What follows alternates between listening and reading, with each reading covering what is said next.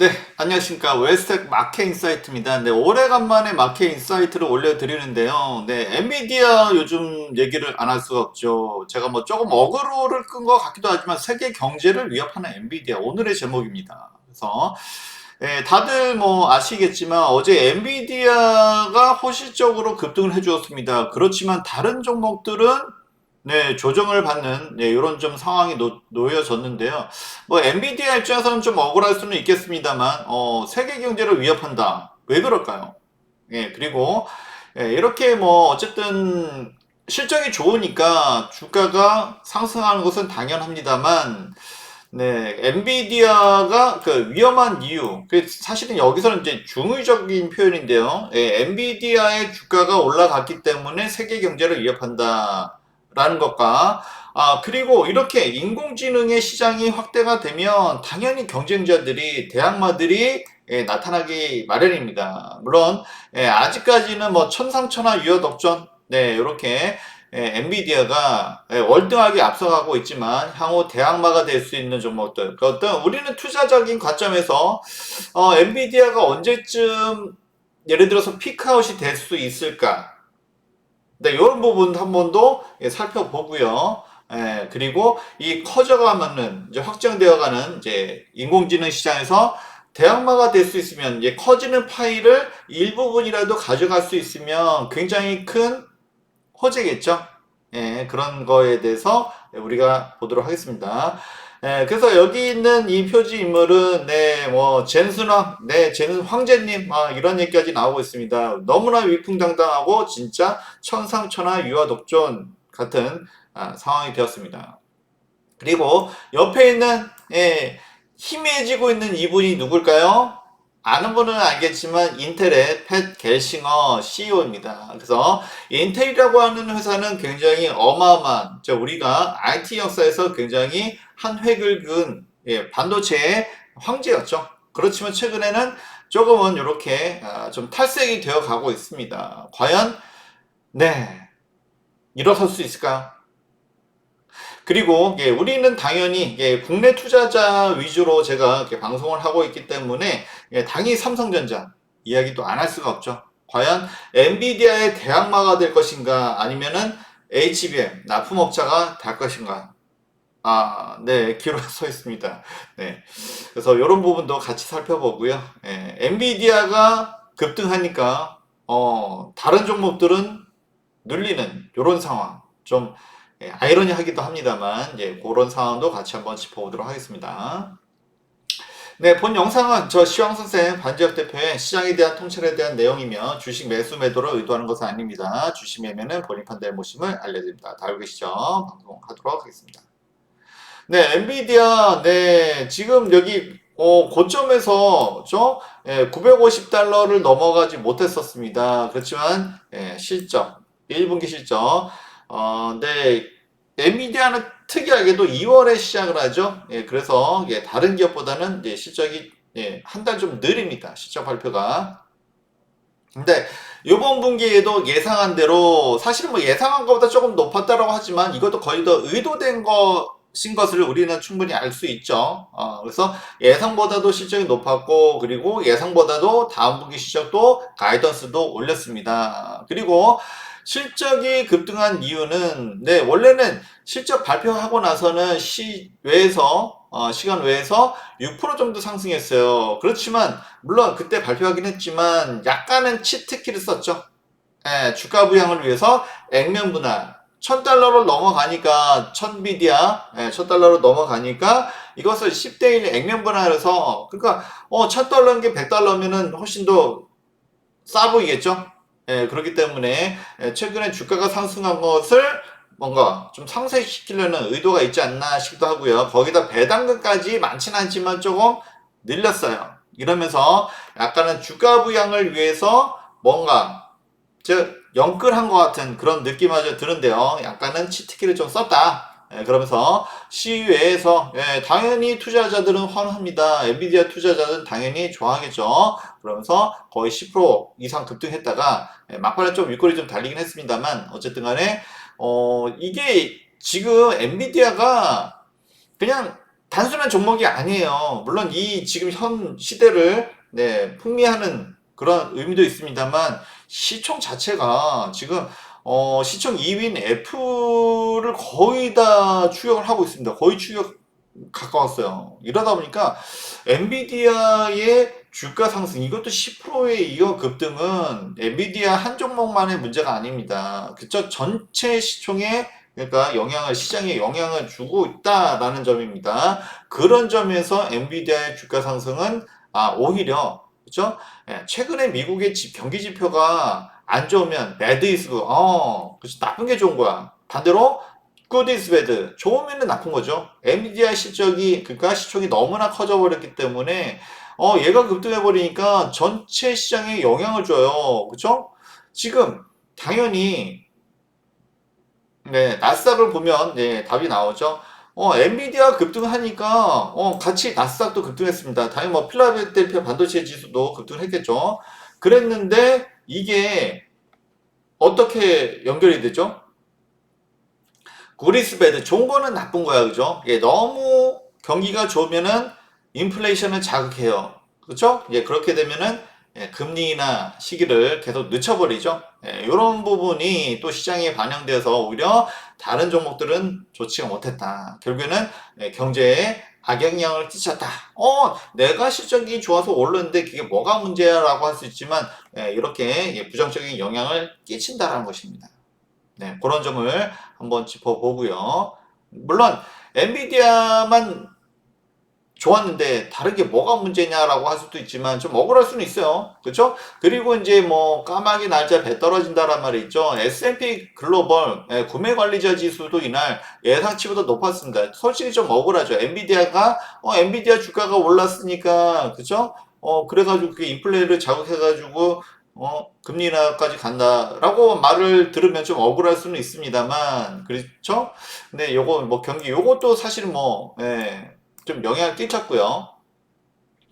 어쨌든 간에 패드워치가 그래도 이제 9월달 금리 인하 가능성이 높았는데 조금은 살짝은 뭐 아직까지 뭐 밀리진 않았습니다만 살짝은 확률이 조금 더 내려갔죠. 확률이 좀 더 내려갔습니다. 확률이 좀 더 내려갔어요. 아직까지는 그래도 9월 확률이 있습니다만 조금 내려갔다. 그리고 없었던 금리 인상, 금리 인상은 뭐 가능성은 높지 않습니다만 시장에서 왜 이렇게 반응이 나오느냐라고 하면 역시 주가가 올라가면 그렇죠?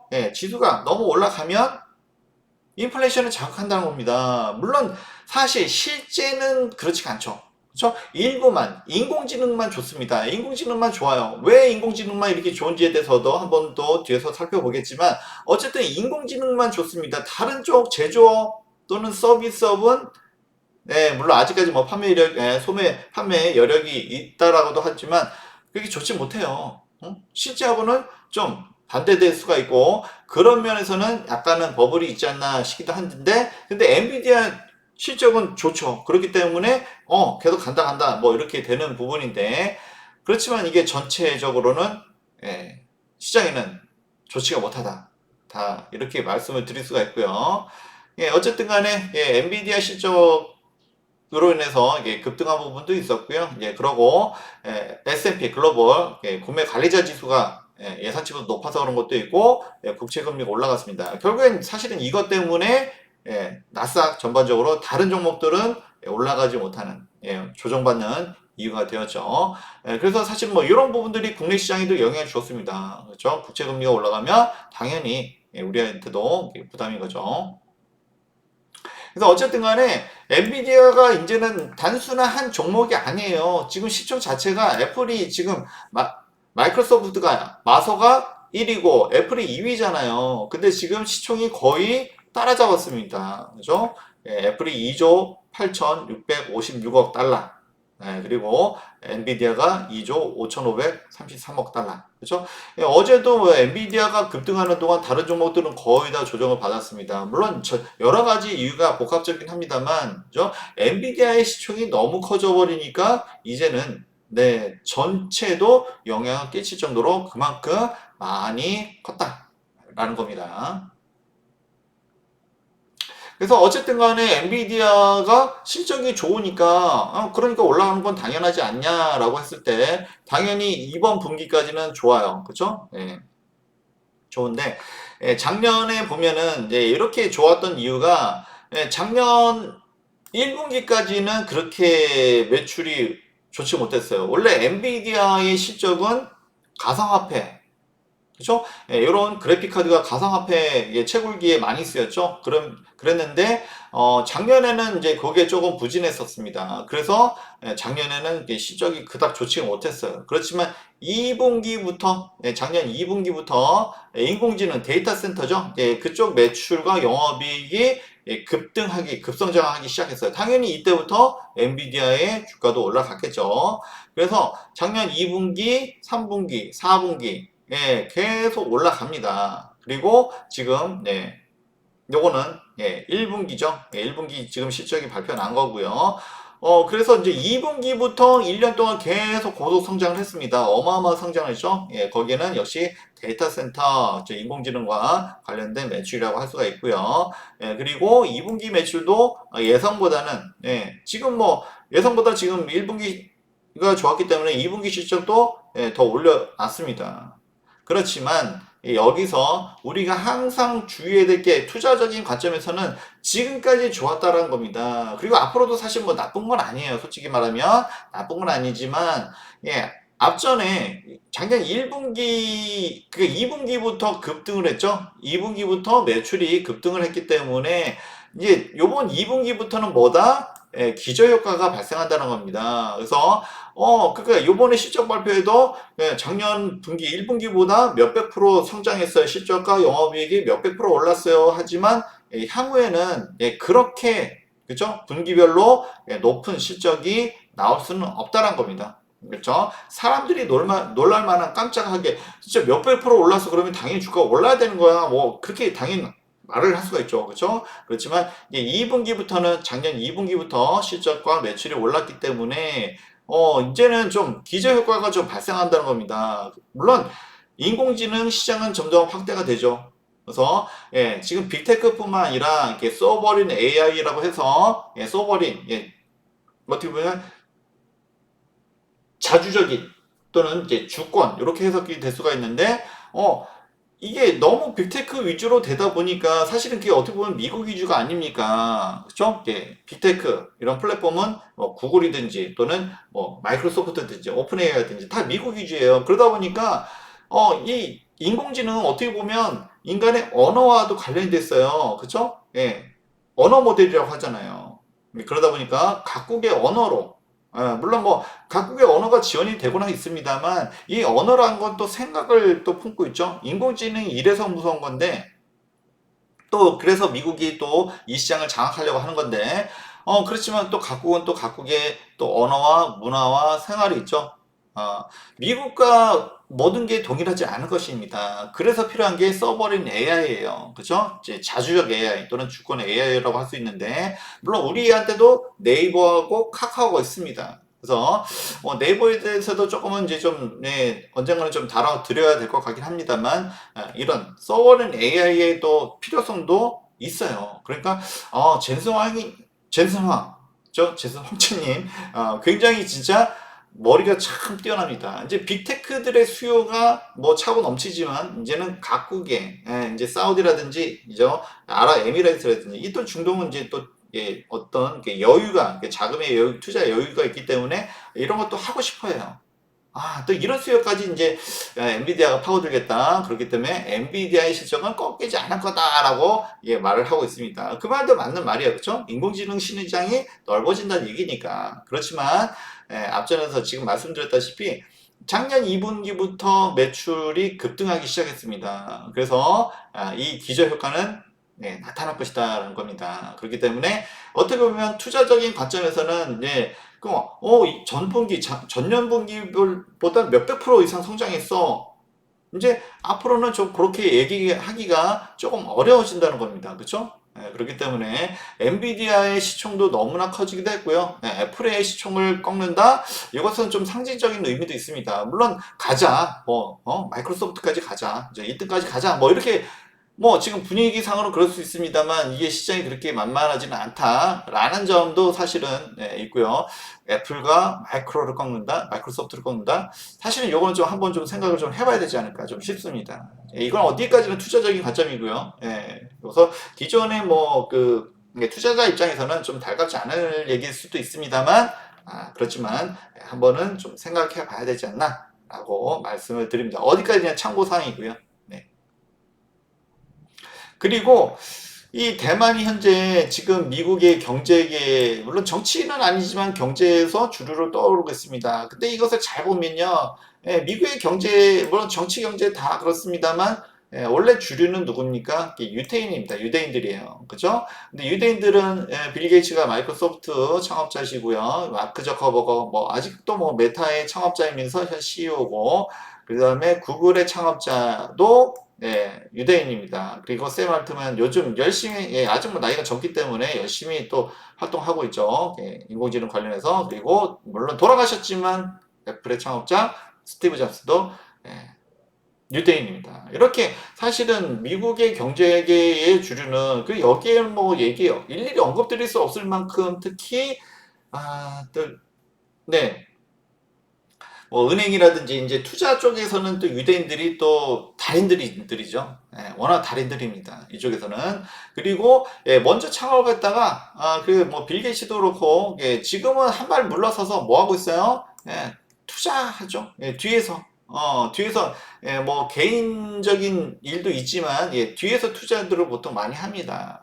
그래서 사실은 뭐 유대인들이 거의 장악을 한 시장인데, 그리고 이제 일론 머스크는 예를 들어 들면 유대인이 아니에요. 그렇죠? 남아프리카 공화국 출신이고, 그래서 약간 좀 독특하죠. 그래서 뭔가 일론 머스크가 좀 약간 좀 색다르게 비춰지는 모습이 사실은 유대인이 아니라는 점과, 그리고 이제 그래서 사람들이 더 열광하는 부분도 있을 거예요. 나름 뭐 천재입니다. 천재인데 뭔가 기존에 미국을 장악했던 어떤 유대인들과는 좀 결이 좀 다르죠. 그래서 좀 특이하게 좀 이렇게 좀 보이기도 합니다. 어쨌든 뭐 참고사항이고요. 그래서 어쨌든 간에 유대인이 장악한 미국 시장인데 최근에는 인도계가 또 이제 좀 장악했습니다. 그래서 인도는 워낙 뭐 여기에 인구도 많고요. 그리고 이제 특히 인도에는 공대가 유명합니다. 한국에서는 뭐 아이를 낳으면 어떻게든 의대 보내려고 하지만 인도는 공대로 보내려고 해요. 그래서 당연히 이게 출세길이니까 그렇죠. 그래서 인도 출신의 IT 거물들이 좀 많은데 마이크로소프트의 빌 게이츠가 은퇴하고 나서 지금 현재 마이크로소프트의 CEO는 사티아 나델라 인도계고요. 그리고 구글도 역시 창업자가 한 발 물러서고 그 다음에 역시 그러니까 인도인들이 이제 IT 쪽으로 굉장히 능하다는 겁니다. 그리고 수다르 피차이. 그리고 뭐 이거 참고사항이긴 합니다만 지금 현재 영국의 수상도 인도계예요. 그래서 이게 인도는 사실 영국의 식민지였잖아요. 근데 그만큼 우리가 생각하는 인도보다는 훨씬 더 물론 인구가 많아서 그런 것도 있지만 이렇게 IT라든지 그리고 경제계에도 굉장히 좀 거물들이 좀 있습니다. 그만큼 인도계가 많이 성장했다는 얘기고요. 그리고 최근에는 대만 출신들이 아주 두각을 나타내고 있습니다. 주로 반도체죠. 젠슨왕 CEO고 엔비디아 CEO고 리사수 AMD CEO입니다. 근데 이 젠슨왕과 리사수는 5천 관계예요. 그래서 리사수가 젠슨왕의 단골모호 정도 될 것 같습니다. 5천 관계고요. 그리고 물론 뭐 모리스 창 TSMC의 창업자죠. 어쨌든 TSMC 이 반도체 쪽은 사실 지금 대만계들이 장악을 하고 있습니다. 그래서 유대인이 거의 뭐 머리 역할을 하고요. 그다음에 인도가 왼팔, 그 다음에 대만이 오른팔의 역할을 하고 있습니다. 다 연결되죠. 그래서 인도가 있고 대만이 있어요. 그러면 이 사이에 누가 있나요? 이 사이에 중국이 있죠. 중국 가운데 중자. 그러니까 어떻게 보면 이게 유대인의 왼팔과 오른팔이 인도와 대만이라고 할 수 있는데, 사실은 지금 중국을 둘러싸고 있습니다. 그러니까 여기에도 어떻게 보면, 중국을 견제하는 게 좀 보입니다. 중국이라고 뭐 뛰어난 인물이 없겠습니까? 물론 뭐 대만도 중국이라고 말하면 할 말은 없습니다만, 중국에도 뛰어난 인물은 많겠죠. 예, 그렇지만 지금 미중 간의 갈등이 격화되고 있습니다. 그러다 보니까 중국을 견제하기 위해서 인도는 당연히 중국과 대립각을 가지고 있고요. 그리고 인구도 많아요. 그러니까 좀 뛰어난 천재들도 많겠죠. 그래서 IT의 어쨌든 거물로 지금 어쨌든 미국 경제계의 왼팔로 지금 있고요. 자리를 매김했고, 그 다음에 대만은 사실 지금 중국이 대만에 대해서 얼마나 지금 군침을 삼키고 있습니까? 대만을 가져가게 되면 어때요? 물론 여기 있는 뭐 반도체뿐만 아니라 태평양을 손에 얻습니다. 그래서 지금 뭐 그 남중국해의 그 말도 안 되는 지금 뭐 영유권을 주장하는데 다 그게 근거가 뭡니까? 대만이 중국 것이라고 보기 때문에 그렇게 그런 주장을 하는 거죠. 그죠?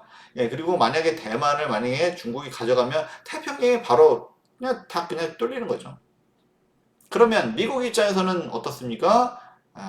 대만을 결코 중국한테 넘겨줄 수가 없는 거죠. 너무나 큰, 그죠?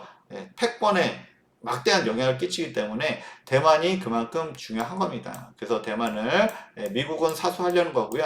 그러다 보니까 대만의 중요성이 높아지고 대만의 주요 산업이 아무래도 반도체예요. 그러면은 이 대만의 반도체 사업을 굉장히 끌어올려 놓으면 아무래도 대만 사람들은 내가 이만큼 수준인데 중국을 따라갈 수 없다라고 이렇게 되겠죠.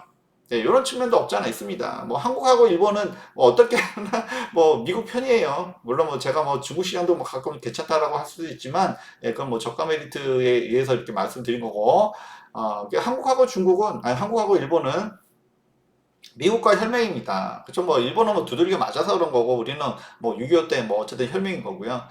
그러다 보니까 한국과 일본이, 안 그래도 어차피 미국 편이에요. 그럴 수밖에 없고, 그러다 보니까, 상대적으로 이제 대만은 지금 뺏길 수도 있잖아요. 그쵸? 그러다 보니까 대만의 지정학적 리스크, 그리고 반도체, 이러다 보니까 아니, 대만이 잘하는 저 반도체 산업을 더 키워주는 의미도 없지 않았다. 이거는 뭐 제가 정치적 배경 이런 게 있을 수 있다라는 말씀을 드리는 거고요. 네, 그래서 좀 사실은 이제 우리가 여기서 좀 약간 소외되는 느낌이 없잖아 있습니다. 그래서 엔비디아의 HBM을 납품하는 SK 하이닉스는 잘 가는데 삼성전자가 오히려 최근에 소외를 받습니다. 뭐 이래나 저래나 뭐 우리는 뭐 미국 편에 들 수밖에 없죠. 네, 뭐 그런 것도 있고 하다 보니까 어차피 잡아놓은 미국 입장에서는 뭐 잡아놓은 거기 때문에 오히려 지금 잘못하면 이제 그 뺏길 수 있는 대만이 더 미국한테는 더 중요할 수도 있다. 뭐 이런 측면도 그냥 참고 사항입니다. 그렇죠?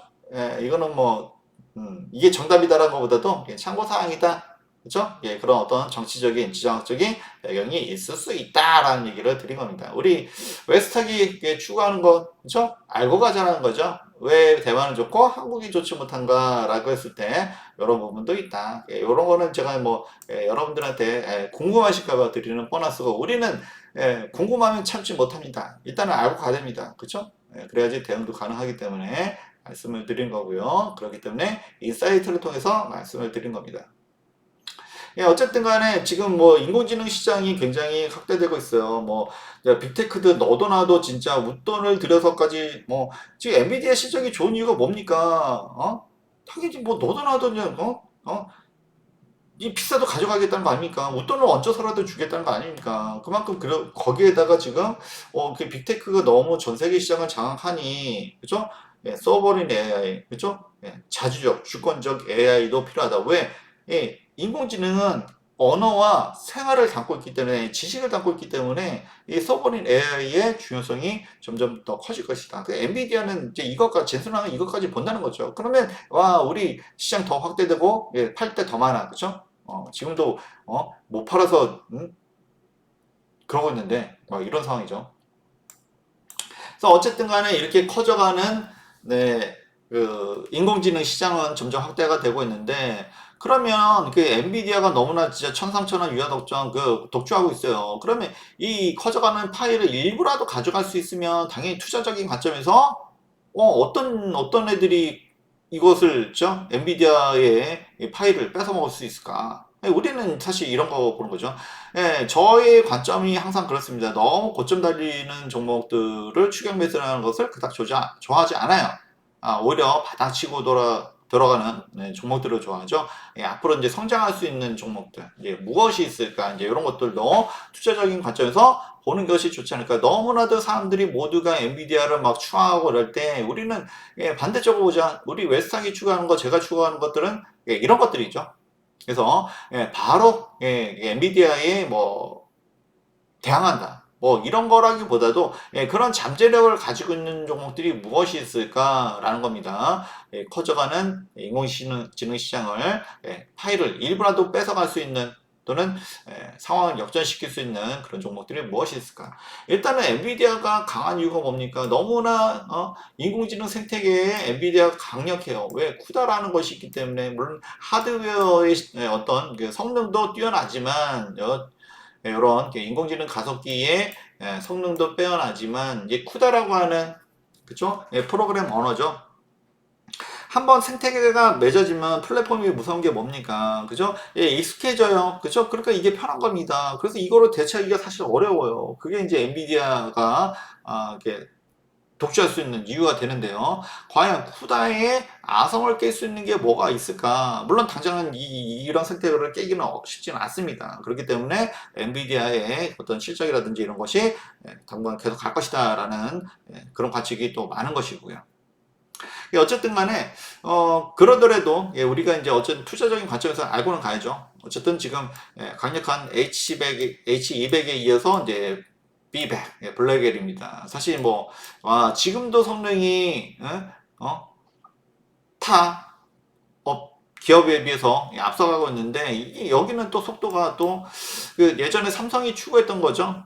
제일주의 기술력으로 독보적으로 앞서 나가는 겁니다. 그렇기 때문에 엔비디아가 강력하고 그렇게 해서 실적이 좋았던 것이고 그렇기 때문에 또 빅테크들이 비싸도 자꾸 엔비디아 것을 자꾸 사려고 하는 이유가 있어요. 그래서 이제 블랙웰이 나오면 또 역시나 당연히 좋겠죠. 예, 그렇기 때문에 엔비디아의 앞으로의 향후의 실적도 좋게 보는 이유가 되기도 하고요. 근데 어쨌든 간에 이러면은 또 무엇이 문제입니까? 너무 엔비디아에 그러니까 모두 웬만한 빅테크들이 다 달라붙었어요. 그러니까 이제 아니 웬만한 스타트업들은 이거 뭐 응? 그거 하나 구하기도 어려워요. 너무 비싸고 그리고 뭐 너도나도 빅테크들이 막 웃돈을 얹어줘서 막 가져가려고 하니까 그러니까 이제 공급 부족이고 또 비용 증가로 이어집니다. 그러니까 이제 아예 이제 작은 업체들 죠 어쨌든 스타트업들은 이거 뭐 건드려보지도 못해요. 구하기도 못해요. 이런 상황이니까 엔비디아 실적이 좋을 수밖에 없고 그리고 뭐 영업이익이 뭐 7, 85% 나온다는 건 사실 이게 말이 안 되는 상황이죠. 그렇죠? 그만큼 아직 대학마들이 제대로 못하고 있는 현실이 또 있죠. 거기는 물론 쿠다의 영향도 있고요. 이런 와중에서 어쨌든 소버린 AI, 어떤 주권 AI 또는 자주적 AI가 등장하고 있습니다. 뭐 한국도 뭐 아직은 이제 네이버가 아직은 강력한 모습을 보여주고 있지 않습니다만 그래도 없는 건 아니죠. 그래서 이것도 사실은 뭐 지켜보고 있습니다만 네이버 그리고 뭐 아랍에미리트, 뭐 사우디 뭐 당연히 그죠? 이제 자국의 언어가 워낙 뭐 미국하고 정서 자체도 많이 다르고 아니에요, 그죠? 언어뿐만 아니라 정서, 어떤 생활 모든 것을 이제 인공지능은 담고 있습니다. 그러니까 자주적 AI를 하고 싶어하는 거죠. 이런 것들도 시장이 확대해야 되는 부분인데 그러면 어쨌든 엔비디아 입장에서는 뭐 공급이 계속 수요에 비해서 공급이 계속 부족하고 그러니까 실적이 계속 좋을 수밖에 없고 뭐 이런 거겠죠, 그죠? 그렇지만 어쨌든 간에 이런 것들이 각 스타트업 입장에서는 이게 너무나 이게 비싸요. 너무 비싸요. 그렇죠? 그러니까 이제 감당이 안 되는 거죠. 그렇죠? 예, 그렇기 때문에 이제는 이제 엔비디아에 대항하고자 하는 그 세력들이 하나둘씩 생기고 있죠. 샘 알트만은 죠 오픈 AI 자기가 이제 그 인공지능 이제 이런 것을 하면서 지금 뭐 펀딩을 통해 가지고 뭐 좀 말도 안 되는 좀 금액이긴 합니다만 뭐 약간은 좀 오버가 있었던 것 같기도 하고요. 어쨌든 간에 인공지능 반도체뿐만 부터 시작해가지고 그죠? 인공지능 이런 오픈 AI 뭐 이런 것까지 어쨌든 스스로 생태계를 다 조성하겠다라는 계획을 발표를 했습니다. 이게 뭐 어느 정도까지 달성이 될지, 그래서 어떤 이런 소프트웨어를 다루던 사람이 하드웨어까지 할 수 있을지 이런 저 의문점은 있습니다만, 어쨌든 이렇게 굉장히 좀 창대한 계획을 가지고 있어요. 그래서 일단은 요거는 좀 별도로 하고, 원래부터 이제 그 인공지능 가속기를 만들지 않았었기 때문에 어쨌든 뭐 샘 알트만이 혼자 하진 않겠죠. 누구랑 연합을 하겠죠. 그게 누가 될지 이제 그것을 보는 것도 일단 관전 포인트가 될 거고요. 물론 그러면서도 당연히 엔비디아의 눈치는 보겠죠. 당장 써야 되니까. 그리고 유력한 대항마가 될 수 있는 게 일단은 인텔이긴 합니다. 그죠? 그래서 인텔, 원래 반도체 하면 원래 인텔 아니었습니까? 그죠? 과거에는 이제 벌써 과거가 돼버렸는데 외계인을 그죠? 데려다가 이렇게 만들었다는 얘기도 많이 듣고 있습니다. 근데 요즘 그런 얘기가 안 나오고 있죠. 그리고 뭐 하겠다고 계획은 했는데 한 번도 제때에 뭔가를 최근에는 출시를 못 하고 있어요. 그래서 기대감은 잔뜩 키우고 실제로 실적과는 이어지지 않는 경우가 많아서 이거 뭐 그 양치기 소년이 돼버린 것 같습니다. 지금 팻 게싱어 표준 모델이기도 한데 어쨌든 간에 그래도 인텔은 인텔이죠. 그리고 미국 정부에서도 굉장히 이왕이면 이왕이면 물론 뭐 대만이 그 지정학적 리스크라는 측면에서 이렇게 대만을 좀 키워줘야 되는 부분도 있습니다만, 그게 뭐 그거 아니더라도 물론 엔비디아가 워낙 잘하고 있습니다만, 그렇지만 이왕이면은 진짜 인텔은 이제 미국의 거의 뭡니까? 백본이죠. 그죠? 근본입니다. 근본이에요. 근본이기 때문에 미국의 근본이 되는 회사들이 있죠. 애플이라든지 마이크로소프트, 인텔 뭐 이런 회사들. 근본입니다. 그렇기 때문에 당연히 인텔이 잘 되길 바라겠죠. 그래서 어마어마한 이제 바이든 정부에서 지원 정책을 펼치고 있습니다. 그래서 현재 가우디2에서 이제 가우디3가 좀 기대가 좀 되는데요. 3분기 예정입니다. 그래서 항상 우리 인텔이 아쉬운 거 제때 이거를 계획을 발표하고 출시를 못했다는 게 진짜 양치소년처럼 이렇게 보여지기도 한데, 이게 과연 요번에는 이제 얼마나 집중과 선택을 집중을 할 수 있을지 요거 좀 봐야 될 것 같고요. 그죠? 그다음에 뭐 AMD 같은 뭐 대만계입니다만 어쨌든 AMD 도 좀 봐야 될 것 같고요. 그리고 그죠? 그리고 뭐 당연히 우리는 뭐 이렇게 국내 투자자들이기 때문에 삼성전자, 마하온, 그래서 마하투도 뭐 금방 개발하겠다고 하는데 아직 마하원도 제대로 아직 안 나서 솔직히 말하면 일단은 추론에 특화됐고요. 그리고 인텔하고 그다음에 삼성전자 누구를 통해서 네이버죠. 네이버를 통해서 이런 어떤 뭐 서버린 AI라든지 또는 이런 것들을 좀 구현하고자 좀 하는 게 있습니다. 그래서 사실은 요런 쪽에 저도 솔직히 좀 관심이 있고 어떤 지켜봐야 될 것 같은데요. 국내 기업과도 연결되어 있기 때문에. 그리고 국내 스타트업 뭐 사피온, 리벨리온, 퓨리어스 AI 뭐 이런 종목들이 있습니다. 그렇죠? 그래서 이제 뭐 거대 LLM, 그래서 거대 언어 모델. 워낙 이제 이런 빅테크들 최근에 이제 했던 빅테크들이 했던 것들은 이제 거대 언어 모델이죠. 그러다 보니까 엄청나게 대규모 투자가 필요했었고요. 근데 거기에도 틈새 시장은 좀 있다라는 것이죠. 그렇기 때문에 소언어 모델, 예를 들어서 뭐 한국어만 다룬다든지, 그렇죠? 이런 것들은 이제 스타트업들도 충분히 할 수가 있습니다. 그래서 어떤 이제 빅테크들이 하지 못하는 부분들을 어떤 스타트업들이 하고 한다는 부분, 이제 이런 부분도 사실 투자적인 관점에서 좀 살펴볼 필요는 있죠. 물론 뭐 엔비디아가 너무나 대단하기 때문에 모두가 거기를 보고 있을 때 우리는 반대쪽을 보겠다는 겁니다. 투자적인 관점에서. 그런 점을 투자적인 관점에서 당장 뭐 하라는 건 아니죠. 그래서 지켜볼 필요가 있다라고 말씀을 드리고요. 역시 인텔이 일단은 과연 쿠다 생태계를 깨뜨릴 만한 그런 어떤 대항마를 만들어낼 수 있을지, 이제 그런 부분이 사실은 가장 관점이라고 할 수가 있고요. 그리고 인텔과 네이버 또는 어쨌든 네이버와 삼성전자 뭐 이런 부분도 우리가 국내 투자자이기 때문에 당연히 좀 봐야 되지 않을까 싶습니다. 그렇지만 현실은 어때요? AMD 어, 예전에는 인공지능 하면 같이 올라갔잖아요. 근데 지금은 엔비디아한테 실적이 안 됩니다. 그래서 같은 그래픽 카드지만 사실은 뭐 엔비디아의 성능에 좀 미치지 못하고 있죠. 그러다 보니까 어제도 엔비디아 급등할 때 오히려 더 빠졌어요. 시장이 안 좋으니까. 그렇죠? 시장이 좋으면 다 좋아요. 근데 시장이 좋으면 안 좋으면은 좋은 놈만 좁죠. 뭐 그런 상황이다라고 말씀드릴 수가 있고요. AMD. 그리고 이제 인텔은 처참합니다. 인텔은 지금 거의 뭐 진짜 거의 진짜 수몰 직전이에요. 진짜 수몰인지 수모인지. 원래 다우 지수에 있던 인텔이 빠지고 이제 엔비디아가 들어갈 수 있다는 얘기가 있습니다. 이거는 진짜 미국 반도체 진짜 근본이라고 할 수 있는 인텔이 이제는 뭐 엔비디아한테까지 이제 쫓겨나는 이제 그런 신세가 될 우려도 있습니다. 그리고 보시다시피 이 실적이 말을 해주고 있죠. 물론 뭐 제가 대항마가 될 수 있다라고 말씀드렸지만 현실은 그렇게 녹록지가 않습니다. 그래서 역시 그렇지만 미국에서 강력하게 또 지원을 하고 있어요. 그렇기 때문에 가능성은 일단 열어두고 좀 보는 게 낫지 않을까. 그리고 지금 엔비디아가 너무 독주하고 있기 때문에 사실은 좀 대항마가 어느 정도는 나와줘야 됩니다. 물론 그럼에도 불구하고서 젠슨왕은 너무나 영리하게 하고 있습니다. 그렇죠?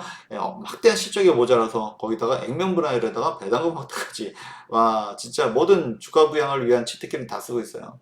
그래서 이런 상황인데 인텔도 미국 정부의 지원을 받고 있기 때문에 이런 부분에 어느 정도 지금 대응을 할지 가우디 3 어떻게 나올지 한번 지켜보도록 하겠습니다. 어쨌든 투자적인 관점이에요.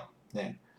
그리고 우리 삼성전자, 삼성전자, 오늘 저 장 시작하자마자 하기 전부터 야, 이거는 좀 그쵸. 이거 장 시작하기 전에 어 엔비디아의 HBM 테스트를 통과하지 못했다라는 로이터 그런 보도가 있으니 아니 장 시작 전부터 이런 뉴스를 때리면 그죠? 가뜩이나 지금 이렇게 어제 이렇게 나스닥도 금리 인하가 약간 후퇴되는 거 아니냐 이제 이런 것 때문에 좀 놀리는 상황이었는데 지금 뭐 HBM을 납품 못한다 뭐 이러면은 그죠? 이런 사실 HBM 납품에 대한 기대가 있었거든요. 자, 앞전에 주가 상승할 때 물론 최근에 반도체 업황은 좋아요. 그쵸? 뭐 HBM 아니더라도 뭐 디램이라든지 뭐 랜드라든지 업황은 나아지고 있습니다. 뭐 그런 거 플러스 이렇게 또 올라갔던 이유는 HBM이 향후 이제 엔비디아에 납품할 수 있어. 이제 이런 기대감 사실 있었거든요. 근데 그게 지금 어제 이제 무너지는 이제 기사가 나오다 보니까 60일선을 지지하지 못하고 120일선까지 떨어졌어요. 그래서 사실은 요거는 굉장히 의도적이죠. 장 시작하기 전에 이런 기사를 냈다라는 자체는 이제 뭐 주가를 이렇게 누르겠다라는 아예 대놓고 하는 짓이죠. 우리가 뭐 이런 거 모르면 안 되는데 어쨌든 간에 지금 가뜩이나 뭐 금리 인하도 후퇴하는 거 아니야 뭐 이런 분위기에서 뭐 이래버리면은 주가가 빠질 수밖에 없고 그러면 누군가는 득을 보겠죠. 그러더라도 오늘 뭐 제가 뭐 고버스 얘기도 했습니다만 뭐 고버스를 강력하게 추천하지 않은 이유는 그죠? 네. 일단은 이달의 CPI가 좋았죠. 물론 어제 S&P 그 글로벌 구매 관리 지수는 예상보다 높았지만 좀 경제 지표 갑자기 예상보다 높게 나오면서 덩달아서 이렇게 안 좋았지만 CPI가 그 PC랑 어쨌든 좀 약간 좀 지수 차이는 있지만 이게 연동은 되죠. 그렇죠? CPI가 낮게 나왔으면 PC도 낮게 나올 확률이 높습니다. 그게 요번 주 이제 돌아오는 금요일 날 31일 날 발표가 되는데 그러면은 그렇죠? 그거를 좀 감안해야죠. 우리가 그런 부분을 감안하면 이게 떨어지는 것은 좀 제한적이지 않을까. 일단 저는 그렇게 보고 있고요. 그렇기 때문에 이게 뭐 최악의 상황은 아니다라고 보고 최악의 상황이면은 진짜 진짜 이거 뭐 그냥 곧버스라도 들어가야죠. 그렇지만 제가 곧버스를 추천하지 않은 이유는 그런 부분도 있습니다. 물론 당연히 제가 시장에 맞게 대응한다 항상 시장 상황을 보고서 이렇게 대응한다 항상 말씀을 드렸고 항상 그러더라도 그렇죠 시장 상황이 좀 안 좋아진다고 해도 항상 대응할 수 있는 종목들이 있죠. 그래서 주로 이제 종목으로 대응하는 것을 더 좋아하기도 하고 진짜 시장 상황이 안 좋으면 진짜 곧버스라도 이렇게 말씀을 드린다라고 말씀드렸었고요. 일단은 뭐 이거는 뭐 대놓고 이제 주가를 누르고 그죠? 삼성전자 누르고 매도가 나왔어요. 그래서 물론 이제 삼성전자에서는 반박 기사를 또 금방 냈죠. 잘 대응하고 있다. 테스트 중이다. 예, 순조롭게 진행 중이다. 이렇게 얘기를 했고요. 그거 결과는 어쨌든 이거는 이런 것들은 시간이 걸린다는 거죠. 예, 시간이 걸리는데 그때까지는 누르겠다라는 겁니다. 어쨌든 간에 의도는 그거예요. 예. 그리고 어쨌든 간에 삼성전자는 코스피랑 연관이 있죠. 그렇죠? 예, 최근에 올라가지 못하니까 역시 또 꺾이는 흐름이 좀 나오고 있습니다. 그래서 좀 약간 이제 이게 불안할 수가 있는데, 예, 어쨌든 간에 삼성전자는 이제 지수 플레이랑 관련이 되죠. 그래서 코스피 지수랑 관련이 돼 있고, 그리고 이제 6월에 선물 옵션 만기일입니다. 예, 관련이 있겠죠. 그죠? 예. 그렇지만 또, 그럼 계속 빠지는 거야? 아니야. 이제 이렇게 걱정하실 수 있지만, 예, 어쨌든 간에 금요일 날 발표되는, 저 다음 주, 이제 31일 발표되는, PC는 역시나 이제 그 인플레이가 좀 잡히는 것으로 좀 나올 가능성이 높겠죠. 예, 그래서 너무 뭐 이렇게 좀 안 좋게 볼 건 아니다. 예, 이렇게 좀 말씀을 드리고요. 그래서 삼성전자가 뭐 아까 저희 뭐 점심시장에도 말씀드렸지만 HBM을 당연히 계속 개발해야 됩니다. 그죠? 예, 이게 뭐 작은 시장이 아니기 때문에 개발해야 되고요. 예, 그리고 뭐 엔비디아에서 그죠? 납품을 하든 안 하든 간에 어쨌든 간에 대항마로서 당장은 마하원은 어쨌든 추론 쪽에 좀 더 유리하다고 하고요. 그리고 아무래도 이제 가격적인 측면이 그 엔비디아가 지금 이게 너무 비싸고 그리고 이게 너무 이제 좀 품귀 현상이다 보니까 이제 뭐 웃돈까지 얹어서 가져가려고 하는데 이제 그런 거에 대한 어떤 그 틈새 시장을 좀 잘 공략을 해야겠죠. 그래서 삼성전자가 조금 좀 많이 아쉽긴 해요. 이제 그런 부분들을 적절하게 잘 공략하지 못하는 부분들이 아쉽긴 한데 좀 그런 것들을 좀 약간 좀 대응을 해야 되지 않을까 좀 싶긴 하고요. 네. 그래서 요즘은 한 발짝씩 조금 늦는 느낌이 없잖아 있습니다. 좀 어서빨리 따라잡고서 앞장서서 가기를 좀 기대하고요. 그럴 때가 되면 저도 삼성전자 이거 사야 됩니다 이렇게 하겠죠. 그렇죠? 어쨌든 투자적인 관점에서 다 관련돼 있으니까 우리가 어쨌든 항상 우리는 기회를 노리잖아요. 그죠? 우리 투자자들은 기회를 잘 엿봐야 됩니다. 막 올라가는 거 물론 따라가는 것도 좋을 수 있지만 또 안 그럴 수도 있다는 겁니다. 그렇죠? 우리는 저의 관점은 항상 그겁니다. 반대쪽도 보자라는 겁니다. 그렇죠? 언제쯤 다시 돌아설 수 있을까? 엔비디아는 언제쯤 피크아웃이 될 수 있을까? 뭐 이런 점도 같이 본다는 거죠.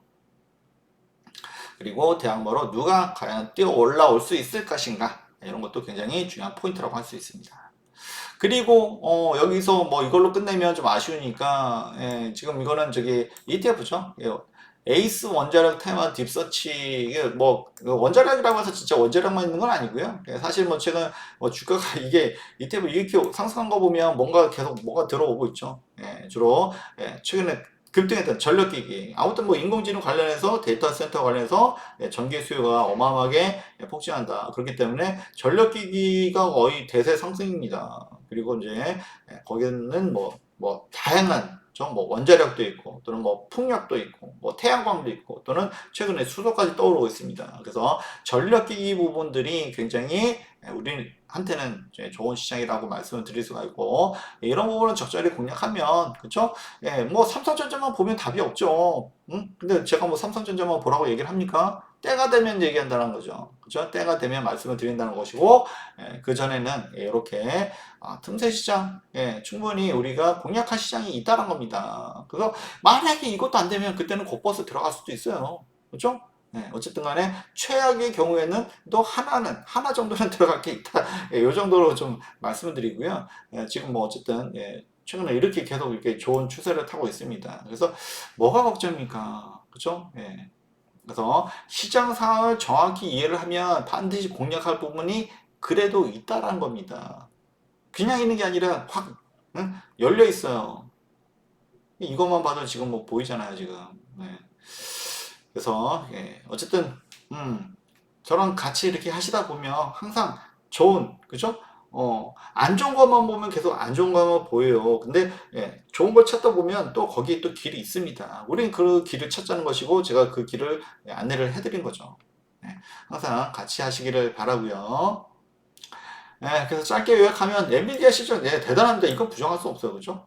근데 그 이면에는 물론 오늘 뭐 인사이트 시간이니까 그만큼 대만 엔비디아 잘해서 그런 것도 있지만 대만이 여러 가지 미국과 중국 사이에서 굉장히 미국한테 물론 미국한 중국 둘 다한테 다 중요하겠지만 어쨌든 그만큼 미국한테도 굉장히 지정학적으로 그만큼 대만이 중요하다라는 겁니다.